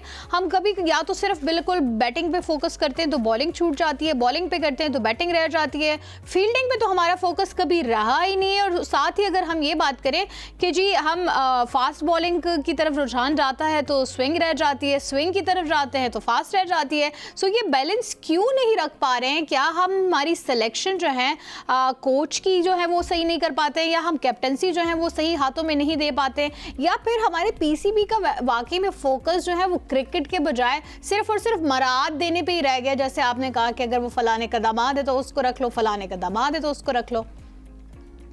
जी, ये बड़ा कॉम्प्लिकेटेड क्वेश्चन है। देखिए, मामला यही है कि आपने बैलेंस साइड सिलेक्ट करनी होती है जो किसी भी पिच पे जाके वो बैलेंस रहे। ये थोड़ी है कि आपने अगर अपनी होम कंडीशंस को सामने रख के आप स्पिन पे रिलाय करें। ये जो आपने पॉइंट रेज किया है, इसका मकसद है इसके पीछे लोगों को एडजस्ट करना है। अब आप देखें शहनशाह अफरीदी हैं, इसके अलावा हारिस रऊफ हैं, शादाब खान है, इसी तरह बहुत सारे नाम हैं जो जिनको इस वजह से खिलाया जा रहा है कि उनका कोई ना कोई फैन बेस है या उनकी कोई सपोर्ट है। जब आप इस सपोर्ट पे जब लोगों को खिलाएंगे, मेरिट को सामने नहीं रखेंगे, जो वो एक पोटेंशियल है, जो एक परफॉर्मेंस है, उसको सामने नहीं रखेंगे, तो आपको इसी तरह के रिजल्ट मिलेंगे जो हम रिसेंट पास्ट में देखते आए हैं। तो बेहतर तो यही है कि आप अपना हमेशा से जो एक पाकिस्तान का खासा रहा है कि आप फास्ट बॉलिंग को अपना मेयार बनाएं। आपने देखा रिसेंट में जब बांग्लादेश के साथ हम खेल रहे थे तो उनकी फास्ट बॉलिंग कितनी जबरदस्त थी, और आप हमेशा विकेट्स जो हैं वो टेस्ट में या ओडीआई में फास्ट बॉलिंग से लेते हैं। अगर हम 1992 के वर्ल्ड कप की भी बात करें तो वहां पे वसीम अकरम ने आपको वर्ल्ड कप में जो बेहतरीन परफॉर्मेंस थी वो वसीम अकरम की थी, उसी तरह आकिब जावेद की थी, और उस परफॉर्मेंस पे हम वर्ल्ड कप जीते थे। इसी तरह हम उठा के देखें जो हम T20 वर्ल्ड कप जीते थे वो मोहम्मद आमिर की परफॉर्मेंस थी, मोहम्मद आसिफ थे, आपकी फास्ट बॉलिंग इतनी जबरदस्त थी तो जिसकी वजह से हम ये चीजें जीतते हैं। पाकिस्तान वैसे बिल्कुल भी सही आप फेमस पॉइंट भी है आउट कर रहे हैं फास्ट कि हमारे बॉलिंग के फास्ट लिए। बॉलर्स जो है वो इस वक्त टीम में उस तरीके से नहीं है जो हैं शाहीन अफरीदी और हारिस रऊफ, उनकी परफॉर्मेंस सामने नहीं आ रही है। अच्छा अली, ओवरऑल अगर हम कल के मैच की बात करें तो पाकिस्तान की गुड लक थी कि वो जीता या आपको स्ट्रैटेजी कोई नजर आई गेम में? देखिए, एक तो मैं गुड लक ही बोलूंगा, उनके जो ग्रीन थे वो 0 पे आउट हो गए, मानस लबुशेन थे वो 0 पे आउट हो गए, ये उनके मेन मिडिल ऑर्डर प्लेयर्स थे जो आउट हो गए।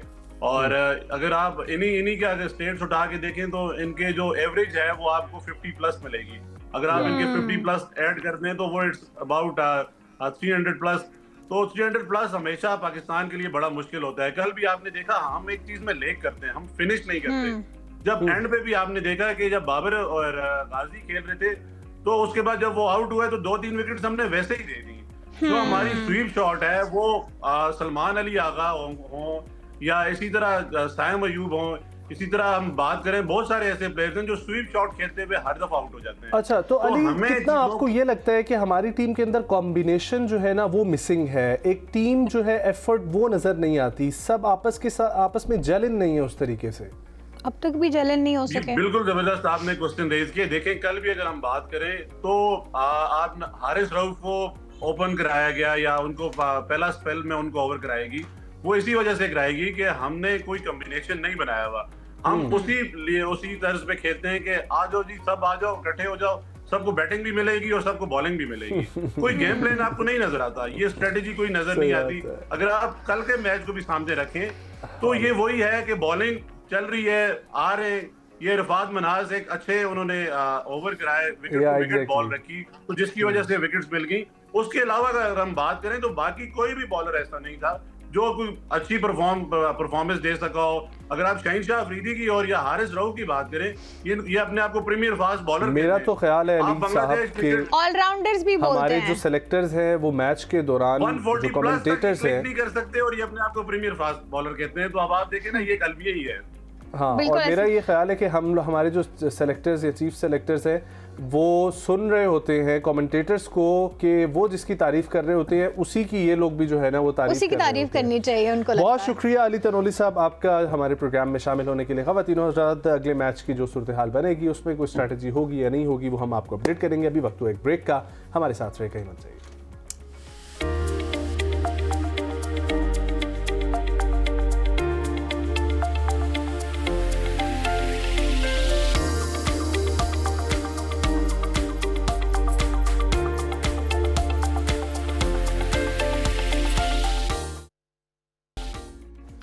Welcome back viewers. ख़वातीनो हज़रात, योगा के ऊपर हम लोग बात करेंगे और योगा बहुत अहम है। क्यों अहम है? क्योंकि हमारी ज़िंदगी आजकल इतनी मशीनी हो गई है, हर वक्त हम या तो जदीद टेक्नोलॉजी अपने फ़ोन गैजेट्स में से बस निकलते नहीं है। जो इंसान की एक्सरसाइज का टाइम होता था, नेचर को एंजॉय करने का वक्त होता था, अभी हम ऑफ एयर भी यही बात करते थे, वो जो शोवल मेला होता था ना वो होता ही नहीं है। अगर आप कहीं जा भी रहे हैं तो या तो आप फ़ोन में स्क्रॉल करते हुए जा रहे हैं या फिर इधर उधर दुकानों पर नज़रें दौड़ा रहे हैं। बेसिकली आपका फोकस आपकी लाइफ नहीं है, आपका सेल्फ नहीं है, बल्कि इधर उधर ज़िंदगी में आप कहीं भटके हुए हैं। सो ये जो सारी चीज़ें हैं ये इसीलिए भी होती हैं कि आप अपने आप पे जब फोकस नहीं कर पा रहे होते तो फिर आप डिफोकस होकर सारी दुनिया को देख रहे होते हैं, लेकिन अपने ही ऊपर आपका फोकस नहीं होता, जो कि बहुत सारी जहनी बीमारियों को जन्म देता है। मुस्कुराना जो है ये कितना इम्पोर्टेंट है, ये भी एक सुन्नत है। और उसमें आपको जो है वो आपकी बॉडी क्या फील करती है और दूसरा इंसान क्या फील करता है। ये जो मैसेज कन्वेइंग है कि किसी को देखकर सलाम करते हुए स्माइल से जो है वो सलाम कर दें और एक रूडनेस के साथ जो है वो बात करना, ये दो डिफरेंट चीज़ें हैं। अब आपके पर्सनल मूड की वजह से किसी और का मूड जो है वो क्यों ख़राब हो, आपके घर का मसला है तो कोई अपना मूड क्यों ख़राब करे। इसलिए अपने जब आप जेस्चर्स पास कर रहे होते हैं तो इस चीज़ का ख़ास ख्याल रखा करें कि आप उसमें स्माइल का जो है वो जितना हो सकता है उसका इस्तेमाल किया छोटी सी करें। मुस्कुराहट से वैसे भी किसी का क्या जाता है, बट किसी न किसी का दिन जरूर बन जाता है। और मुझे वो बहुत अच्छी लाइन लगती है, मुस्कुराइए आप लखनऊ में। हाँ, मुस्कुराइए आप मर्दान में हैं वैसे। एग्जैक्टली। सो आज हमारे साथ फिर से योगा एक्सपर्ट मौजूद हैं जो पहले भी हमारे प्रोग्राम में आ चुके हैं। बहुत मजे की डिस्कशन हुई थी इसलिए हमने दोबारा इनको हंसाया बुलाया भी गया था। हमारे साथ मौजूद हैं जनाब फैसल इरफान साहब। अस्सलाम वालेकुम। वालेकुम सलाम जी, good morning. Thank you so much for coming. कैसे हैं आप? खैरियत से हैं? अमेजिंग जी, और आप लोग बहुत अच्छे लग रहे हैं एज यूजुअल। बहुत शुक्रिया आप जी। भी बहुत अच्छे लगे। Thank आपको you. गुजरी और हुई मुझे- ईद भी मुबारक। जी खैर मुबारक। कैसी गुजरी आपकी ईद? ऑसम ऑसम, बहुत अच्छी। बहुत अच्छी गुजरी। बहुत अच्छी है। अच्छा, अभी हम जो ऑफ एयर बात कर रहे थे वहीं से बात का जो है ना वो आगाज करते हैं और फिर उस पर योगा को आप अपने हिसाब से जो है ना वो लेकर आइएगा। एक्टिविटीज़, फिजिकल एक्टिविटीज़, हंसना खेलना, एक दूसरे के साथ जो है वो बातें करना और एक दूसरे के पीछे दौड़ना, वो जो बचपन में होती थी बिला games, वजह का। हाँ, ये कितनी इंपॉर्टेंट है आपकी फिजिकल और मेंटल हेल्थ के लिए? देखिए, बोलने में और पढ़ने में तो बहुत अच्छा लगता है। जब हम बात करते हैं प्रैक्टिकल चीज़ की तो ये नहीं है, इट्स ऑलमोस्ट जीरो। आपने देखा होगा अपनी स्ट्रीट में वॉक करते हुए आपके साथ से बहुत से लोग वॉक करके गुजरते हैं, तो हाउ मेनी टाइम्स हमने ये कोशिश की है कि हम उनको सलाम कर लें या वो हमें ग्रीट कर लें। बहुत कम होता है, बहुत कम होता है। एक या दो टाइम जिसको हम जानते हैं उसको भी हार्डली हम मिल रहे होते हैं। हम लोग इतने करीब Exactly. लिफ्ट में खड़े होते हैं वहां पर भी नहीं सलाम करते एक दूसरे को। मेरी है आदत में बहुत हर अच्छी आदत आते है। जाते को सलाम करती बहुत हूँ। अच्छी मुझे आदत है। अक्सर ये सुनने को भी मिलता है सलाम का लेकिन लिफ्ट सलाम का या सच ऑकवर्ड मोमेंट ना Yeah. लिफ्ट वाले। आप यूं सबके एक दूसरे के यूं खड़े हो जाते हैं, ठीक है, और कोई किसी से बात तक नहीं जो है वो कर रहा। और सब बटन्स को देख रहे होते हैं कि किसके बटन पहले आ रहा है, कौन पहले उतरेगा, exactly. कौन पहले जाएगा। तो जी ये चीज़ें बड़ी इंपॉर्टेंट हैं। वो बड़ा खूबसूरत शेर है कि घर से मस्जिद है बहुत दूर तो चलो यूं कर लें, किसी रोते हुए बच्चे को हंसाया जाए। सो इट मीन्स कि ये मुस्कुराहट का एलिमेंट इतना इंपॉर्टेंट है कि अगर आप छोटी सी मुस्कुराहट किसी को दे देते हैं तो उसका हो सकता है दिन बहुत अच्छा बन जाए। तो इट्स वेरी इंपॉर्टेंट। ये तो वाकई में आपने बिल्कुल अच्छी बात की। और इतनी दूर जाने की जरूरत ही क्या, आप घर से बाहर निकल आओ तो आपको इतने लोग मिल जाते हैं, सो व्हाई नॉट। अब जो फिजिकल एक्टिविटी की हम बात कर रहे हैं जी, वो अगर हम ऐसे बात करेंगे तो लोगों को बड़ा जनरल बेहंगम सी समझ आएगी उस फिजिकल एक्टिविटी के लिए, इसलिए अब हम लाते हैं योगा। सो योगा एक प्रॉपरली एक मैकेनिज्म के थ्रू आपकी बॉडी भी ट्रेन कर रहा है, मूड भी ट्रेन कर रहा है, आपके फ्लूइड्स जो है वो भी ट्रेन हो रहे हैं। सो आजकल डिफरेंट मैं जो एक्सरसाइज देख रहा हूँ उसमें फिजिकल हेल्थ के ऊपर, मेंटल हेल्थ के ऊपर तो बात होती थी, आजकल बात होती है कि आपकी बॉडी के फ्लूइड्स जो अंदर हैं इनका हिलना कितना इंपॉर्टेंट है और इसकी वजह से आपकी बॉडी कितना एक्टिव रहती है। Exactly Nazim, one of the reason is कि हमारी लाइफ जो है ना बड़ी स्टेशनरी हो गई। अब अपना आप स्केड्यूल देख लें, आपने यहाँ पे बैठना है बहुत देर, फिर आप ऑफिस जाएंगे वहाँ आपने बैठना है, मेरा भी स्केड्यूल यही सेम है। तो क्या इसके दौरान हमें कोई ऐसा एलिमेंट मिल रहा है कि जब हम वॉक कर रहे हैं, अगर हमने सीढ़ियों पे 3rd फ्लोर पे जाना है तो हम एलिवेटर यूज़ करते हैं, ठीक है। तो मैं तो सबको ये कहता हूँ कि आप एलिवेटर्स छोड़ें, एक तो आप सीढ़ियाँ चढ़ना शुरू करें। अगर आपका डेली वर्कआउट नहीं है तो सीढ़ियाँ ही आपका वर्कआउट है। अगर आप दिन में 3-4 दफ़ा भी ऊपर नीचे जा रहे हैं तो यू आर डूइंग गुड। इसके अलावा अगर नहीं है तो this is where we come for corporate yoga, कि आप ऑफिस योगा कर सकते हैं, आप चेयर योगा कर सकते हैं। हर चीज़ का सोल्यूशन एक योगा की मोल्डिंग फॉर्म में आ गया है। एम्प्लॉयज़ के ऊपर, एम्प्लॉयज़ अगर काम कर रहे हैं अपने वर्क स्टेशन पर बैठे हैं पूरा दिन, तो उनके लिए 15 मिनट की एक शॉर्ट एक्टिविटी आप प्लान कर सकते हैं, जो कि बहुत इंपॉर्टेंट है। ना सिर्फ आपकी फिजिकल हेल्थ बल्कि मेंटल हेल्थ, जिसके ऊपर कोई काम नहीं करता, कोई बात नहीं करता, कोई सुनता नहीं है। जी मुझे थोड़ा सा मसला है कि अच्छा यार हमारे अपने मसले कम है, तुम्हारे मसले सुने, मतलब आपको सुनने वाला भी नहीं मिलता। सो मेंटल वेलबींग वो है जिसको कोई बहुत लोग जो फोकस नहीं कर रहे। तो अगर ये ब्रेन स्टेशन आपका, ये पावर हाउस अगर आपका ठीक है ना तो पूरी बॉडी ठीक है। तो इसको फ्यूल करने के लिए yoga for brain, yoga for mental health, mental wellbeing, ये इंट्रोड्यूस करवाया गया for both physical and mental health. अच्छा, मुझे ये बताएं कि मस्बत सोच को, अब हम कहते हैं ना कि चले ये तो एक्सरसाइज हो गई, तो इससे हमारी मस्बत सोच को कैसे जन्म मिलेगा या इसको कैसे फ़रोग मिलेगी या कैसे मददगार साबित होगा हमारी, कि हम पॉजिटिव हो जाएंगे, हमारे से पॉजिटिव एनर्जी रिलीज़ होगी, हम लोगों में जो है वो हंसना गुलना शुरू कर देंगे। So how do you know connect these dots के नहीं, आप जब एक्सरसाइज करते हैं so you actually feel happy and that's what you reflect. Exactly Nazish, very good question. इसमें नाजिश एक पॉइंट है कि spend some time with nature, यानी नेचर के साथ, कुदरत के साथ अकेले में कुछ वक्त गुजारें। इसमें एक थेरेपी आती है जिसको कहते हैं ट्री हग थेरेपी। यानी ट्री को हग करना एक थेरेपी। देखने में तो बड़ा ऑड लगेगा अगर आप ट्री को हग करें, लोग कहेंगे भाई क्या हो गया, आप क्या कर रहे हो, but it's a wonderful activity. Basically एक ग्राउंडिंग टेक्निक है, बिकॉज पूरे दिन आप घूम रहे हैं, टेक्नोलॉजी यूज़ कर रहे हैं, माइक्रोवेव्स आपके ब्रेन से टच हो रही हैं, आप सेलफोन यूज़ कर रहे हैं, आप माइक्रोवेव ओवन यूज़ कर रहे हैं, वो सारी वाइब्रेशंस आपकी बॉडी में एब्जॉर्ब हो रही हैं जो आपको सिक करती हैं। So when you hug a tree, या आप ट्री को थोड़ी देर के लिए पकड़ लेते हैं, तो वो आपकी सारी नेगेटिविटी आपके हाथों के थ्रू ग्राउंड हो जाती है ज़मीन के अंदर। एक तो spend some time in nature, पानी के करीब, फ्रेश ग्रीनरी, इसीलिए कहते हैं कि कुछ अरसे के लिए आप ज़रूर ये चीज़ें प्लान करें। Secondly, set your boundaries. अपनी बाउंड्रीज को सेट करना बहुत ज़रूरी है। बहुत सी चीज़ें ऐसी हैं जहाँ पे वेर यू हैव टू से नो। फॉर एग्जाम्पल, अगर आप स्क्रीन स्क्रॉल कर रहे हैं और एक स्पेसिफिक टाइम है, सोने से एटलीस्ट 2 घंटे पहले you should stop scrolling the screen. TV है, कंप्यूटर्स हैं, लैपटॉप्स हैं, आपको उनको छोड़ देने। स्पेशली जो ब्लू लाइट आ रही है ना, वो आपकी स्लीप रूटीन को डिस्टर्ब करती है, आपकी मेंटल हेल्थ को डिस्टर्ब करती है, तो उसके लिए आपको स्क्रीन टाइम को नो कहना है वहाँ पे, ठीक है। Secondly, content that you are watching बहुत इंपॉर्टेंट है, बिकॉज आप वो चीज़ देख रहे हैं, लैम्बोर्गिनी आप स्क्रॉल कर रहे हैं, देखे जा रहे हैं, दैट यू नो कि आप खरीद नहीं सकते, आपके पास नहीं है, बट वो जो आपके अंदर एक इनर कॉन्फ्लिक्ट पैदा हो जाता है कि मुझे लैम्बोर्गिनी इसके पास है, वाह क्या लैम्बोर्गिनी है, मेरे पास भी काश होती, तो वो आपका डिससेटिस्फेक्शन का एलिमेंट बढ़ता रहता है। So here you have to adopt a culture of gratitude, शुक्रगुजारी इज वेरी इंपॉर्टेंट। अच्छा, एक और चीज़ जो योगा से रिलेटेड भी है और बड़ी इंपॉर्टेंट है, स्ट्रेचिंग। ये जो स्ट्रेचिंग होती है, ये किस किस किस्म की स्ट्रेचिंग होती है? वो जो स्टैटिक और डायनेमिक वो जो बताते होते हैं, जी। और इसकी रेंज ऑफ मोशंस जो हैं, उससे आपकी बॉडी की क्या जॉइंट्स में फ़र्क पड़ता है, आपकी बॉडी के फ्लूइड्स जो है उन पे फ़र्क पड़ता है, वो एक्चुअली आपके मसल्स के लिए अच्छा इफेक्टिव होती हैं, क्या करती क्या है ये स्ट्रेचिंग आपकी बॉडी के लिए? मैं जब बचपन में ना, मैं एक स्कूल में जाया करता था, वहाँ पे कराटे क्लास होती थी। सो मैंने देखा कि बच्चों की लेग स्ट्रेचिंग की जाती थी बचपन में। तो पहले स्ट्रेचिंग इतनी होती थी, फिर इतनी और फिर एक एक्सीलेंट स्ट्रेचिंग। सो हमारे मसल्स भी बिल्कुल ऐसे हैं। It's never too late to start, बहुत आप कभी भी स्टार्ट कर सकते हैं। तो ये हालात हमारे मसल्स के हैं। बाजू का हम झुकते हैं तो यहाँ पे रुक जाते हैं, फिर आहिस्ता आहिस्ता झुकते हैं, फिर उसको पुश करते हैं, तो फिर देन इट्स कम कि आप जब फ्लोर को टच कर लेते हैं, अपने पाँव को टच कर लेते हैं, फिर आपको अच्छा लगता है। तो यही हमारे मसल्स का है। तो muscle stretch, bone stretch, fluid stretch, ये तीनों इंटरलिंक्ड हैं आपस में।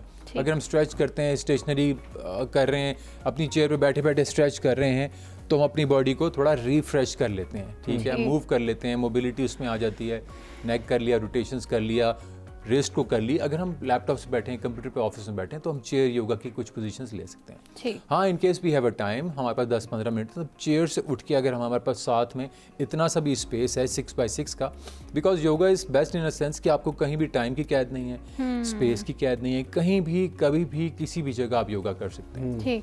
So you can do it together. आप 2-3 कोलीग्स को मिलकर बैठ जाएं, वो आप कर सकते हैं। आप अपने ऑफिस में टाइम निकाल सकते हैं, स्कूल, कॉलेज, यूनिवर्सिटी में टाइम निकाल सकते हैं।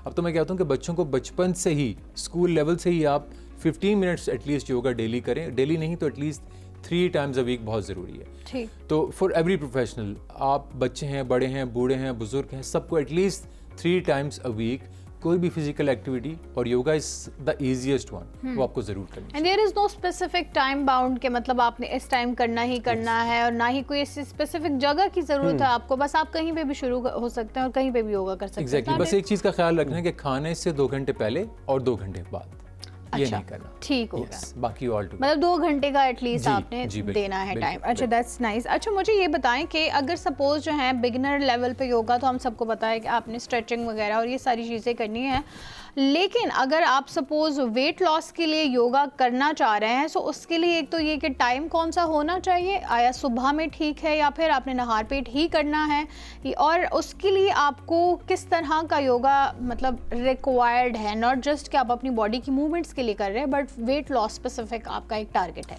ठीक है Nazish, it's a great combo of power yoga and vinyasa yoga. Basically इसमें ये होता है कि अगर आप चाह रहे हैं कि आपको टारगेटेड वेट लॉस अगर आपने करना है, बिकॉज योगा 2 तरह का, एक जनरल फिटनेस योगा और एक टारगेटेड योगा है। अब फैट लॉस में हम आगे तो हमने लोअर बेली अगर लूज करनी है, लूज आर्म्स को अगर हमने टाइट करना है, थाइज को रिड्यूस करना है, तो ये हमारा टारगेटेड योगा है।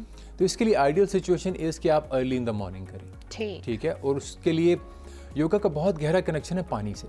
So water intake and yoga, water intake and yoga. इसीलिए आपने देखा योगीज जब भी जाते हैं तो उनके पास पानी की बोतल जरूर होती है, अपने मैट के साथ टॉवल जरूर होता है, बिकॉज आपको स्वेटिंग बहुत ज़्यादा होती है।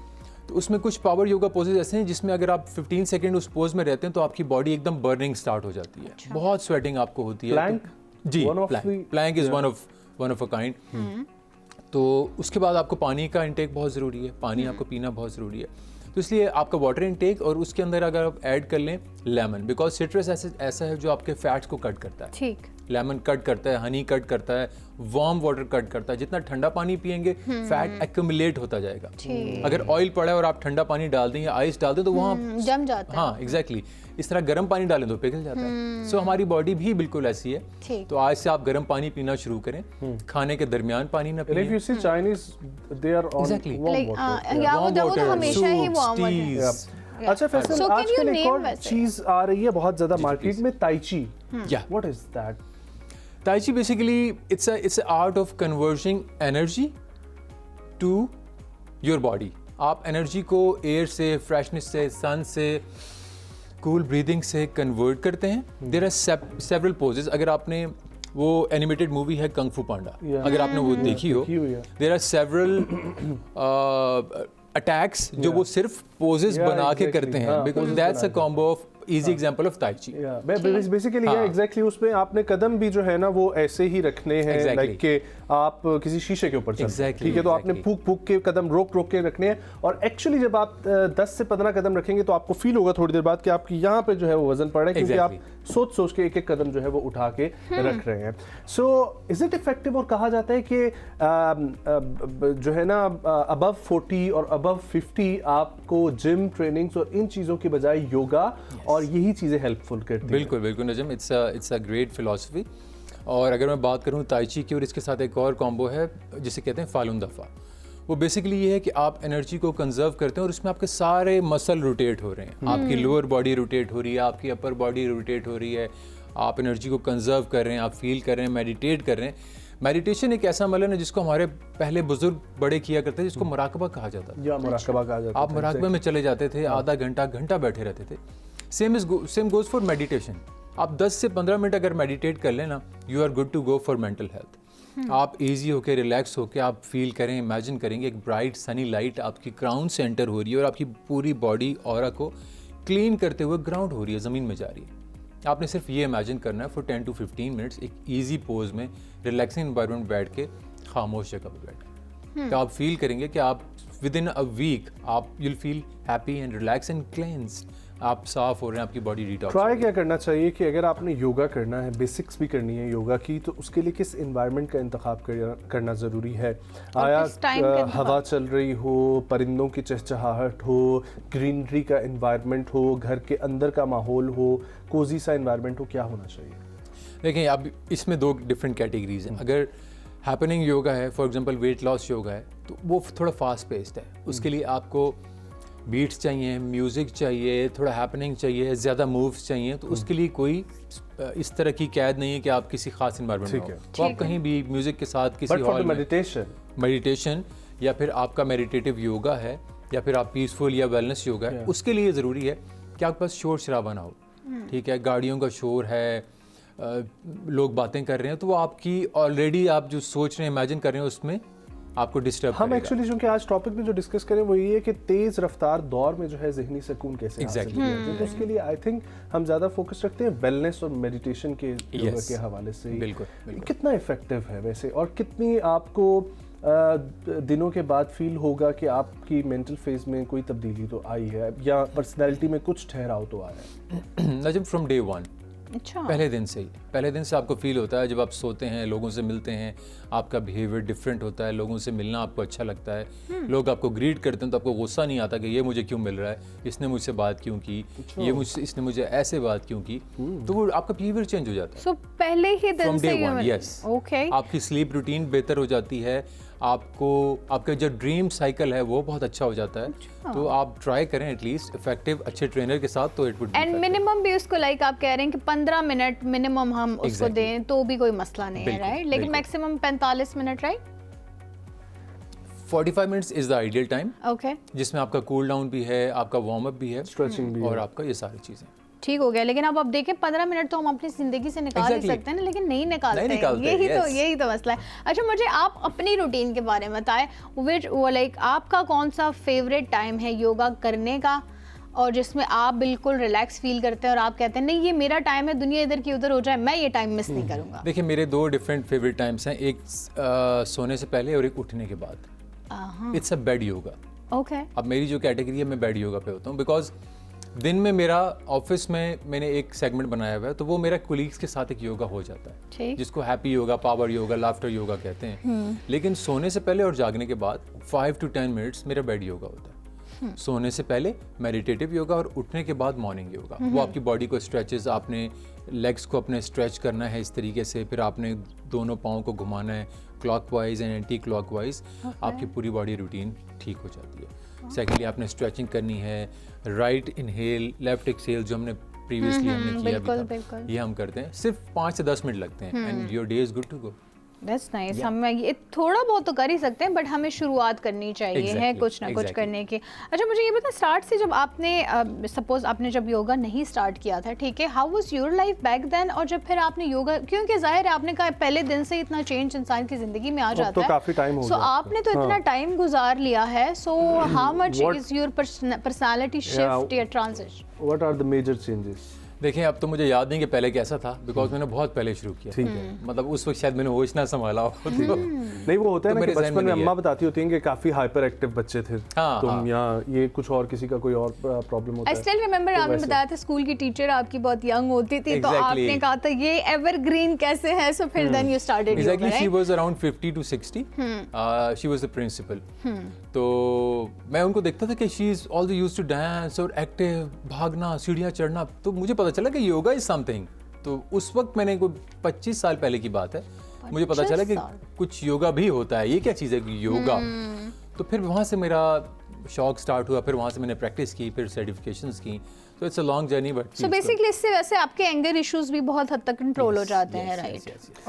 Well, thank you so much Faisal Irfan for coming, Pleasure, बहुत अच्छा लगा आपसे बात करके। Same here. ख़वातीन Thank और you so हज़रात, very अगर much. आप चाहते हैं कि अपनी ज़िंदगी में अपनी मोबिलिटी बढ़ाएं, फोकस बढ़ाएं, तो मेडिटेशन, वेलनेस के लिए योगा बहुत इंपॉर्टेंट है, और इसकी तरफ आके आपको देखना ज़रूर चाहिए, क्योंकि इसमें कोई एज लिमिट नहीं है, कोई कुछ भी नहीं है, और आप कहीं पर भी जब कर सकते हैं, तो एक हेल्दी एक्टिविटी को अपनी लाइफ में अडॉप्ट इट इज करना जस्ट नॉट चाहिए। फॉर योर फिजिकल एक्टिविटी, आपकी मस्बत तब्दीली आती है, आपके बिहेवियर में चेंज आता है, आप एंगर इश्यूज ख़त्म हो जाते हैं, पॉजिटिव फील करते हैं आप इंटरनली, तो आपको बाहर एक्सटर्नली भी सारा एनवायरनमेंट जो है वो पॉजिटिव ही लगता है। So I think you should start, at least थोड़ा बहुत टाइम निकाल के तो स्टार्ट कर ही सकते हैं। लास्ट सेगमेंट है जी हिस्ट्री का, जहां पर आज हम जिक्र करेंगे 1 जून है, और 1 जून 1968 को एक ऐसी मुसन्निफ़ा की पैदाइश हुई जिन्होंने बाद में दुनिया भर में जो ऐसे लोग थे माजूर अफराद के लिए, उनके हकूक़ के लिए, तालीम के लिए, मसावी हकूक़ के लिए लिखा, और वो ख़ुद भी ख़ातून नाबीना थीं और बहरी भी थीं। और मैं बात कर रहा हूँ हेलन केलर की, जिनकी आज जो है वो हर साल 1 जून को जो है उनके इंतकाल हुआ था, और वो मनाया जाता है। हेलन केलर ने माजूर अफराद के हकूक़ के लिए जो है बहुत काम किया, और उनकी अपनी जिस्मानी माजूरी इंसान की कामयाबी का रुकावट नहीं बन सकती, ये उनका मैसेज था। और वो एक अजीम मुकर्ररा थी, समाजी कारकुन थी, मुसन्निफ़ा थी, और उनकी बरसी के मौका पर लोग उनकी ज़िंदगी, जद्दोजहद और कामयाबियों को याद करते हैं। और कौन उनको नहीं जानता, कौन उनके काम से वाकिफ़ नहीं है।